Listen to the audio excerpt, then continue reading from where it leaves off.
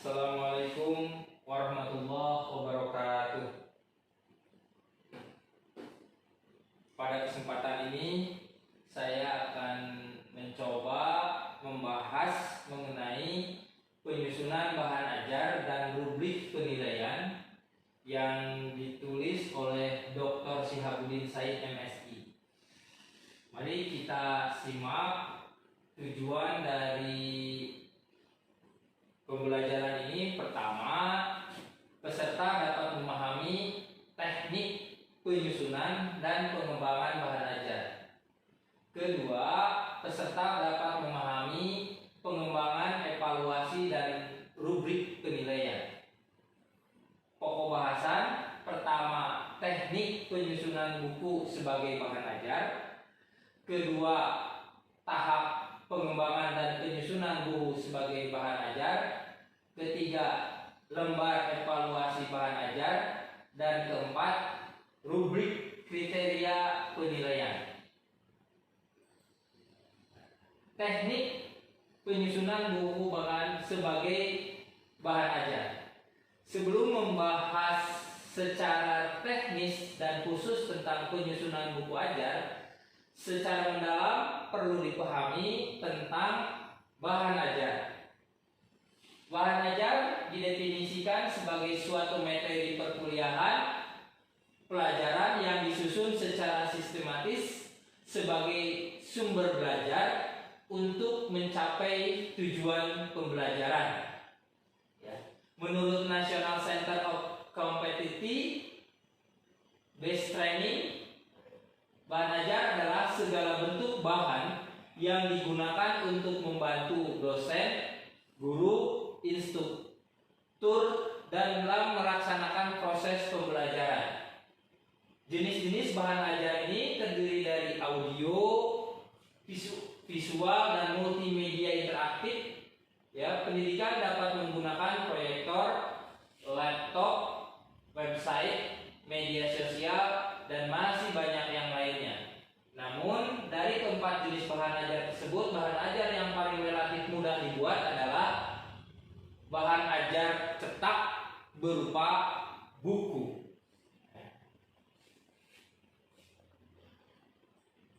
Kita lanjutkan ke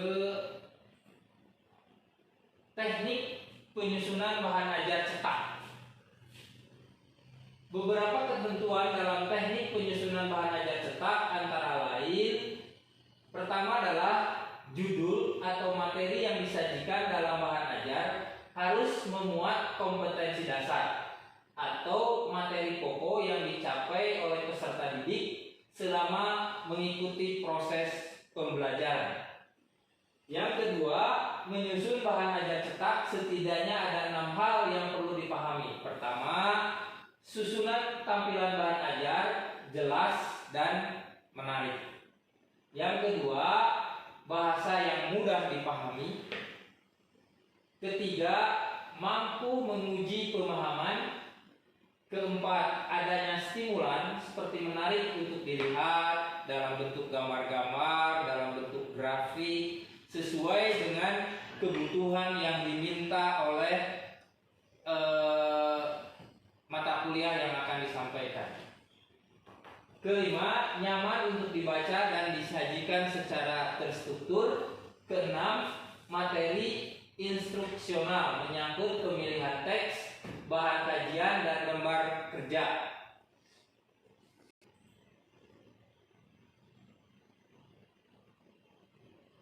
Pengembangan bahan ajar perlu dilakukan untuk membangun situasi pembelajaran secara dinamis dan tercapai tujuan pembelajaran.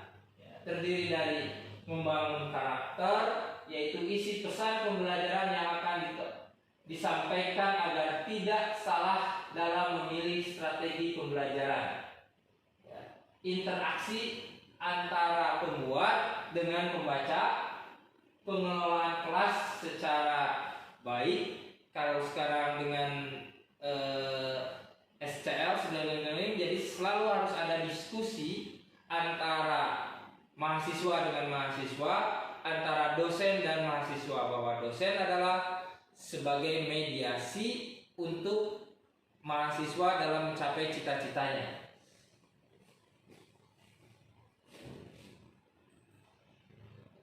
Prinsip pengembangan bahan ajar. Ya, pertama relevan.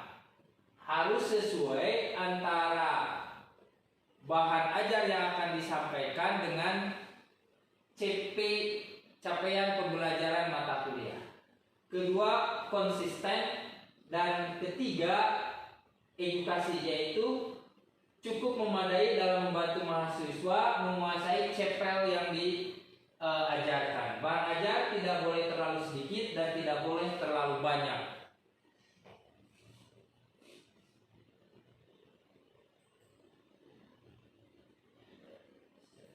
Nah, pengembangan, evaluasi, dan penilaian. Penilaian adalah mengambil suatu keputusan terhadap suatu dengan ukuran baik atau buruk. Penilaian bersifat kualitatif, pernyataan naratif dalam kata-kata. Penilaian terhadap bahan ajar sangat penting untuk memperbaiki kualitas bahan ajar. Bahan ajar yang berkualitas menjadi sumber belajar peserta didik, dapat menunjang keberhasilan belajar. Penilaian adalah bagian dari proses pembelajaran sebagaimana siklus berikut. Ya, ada rancangan, yaitu proses rancangan pembelajaran semester, disebut dengan RPS. Kedua, pembelajaran, proses dan asimetri, dosen, sumber belajar, mahasiswa. Dan ketiga adalah luaran. Ya, luaran memiliki kemampuan sesuai capaian pembelajaran jurusan. Di dalam aspek ini selalu dilakukan evaluasi terhadap program pembelajaran. Penilaian terhadap bahan ajar juga dapat memperbaiki kebutuhan belajar mahasiswa sesuai dengan konteksnya. Nah, ini lembar evaluasi nilai bahan ajar. Jadi bahan ajar harus selalu dievaluasi, terutama agar bisa adaptasi dengan perubahan lingkungan. Jadi harus update terus, ya. Setiap tahun, setiap masa, karena lingkungan akan lebih cepat daripada bahan ajar yang kita sampaikan. Ya, harus memuat contoh-contoh yang konkret yang ada di dalam masyarakat. Di sini terdiri dari, pertama adalah variabel kecermatan isi, ya, itu indikatornya valid, selaras, nilai sosial, mutakhir. Kedua, ketepatan cakupan isi, yaitu keluasan sesuai dengan tujuan instruksional, kedalaman sesuai dengan tujuan instruksional, dan ketiga, keutuhan konsep.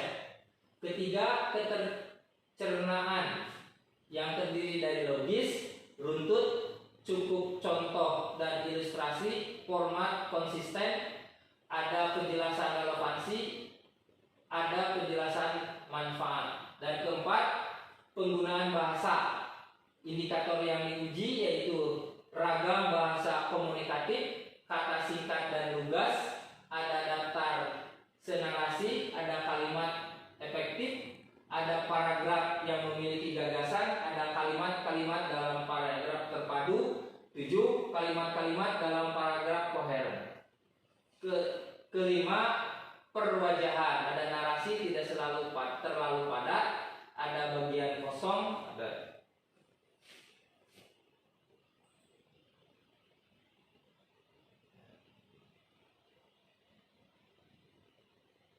akan sampaikan mengenai rubrik pembelajaran. Ini contohnya dalam bentuk tabel seperti ini.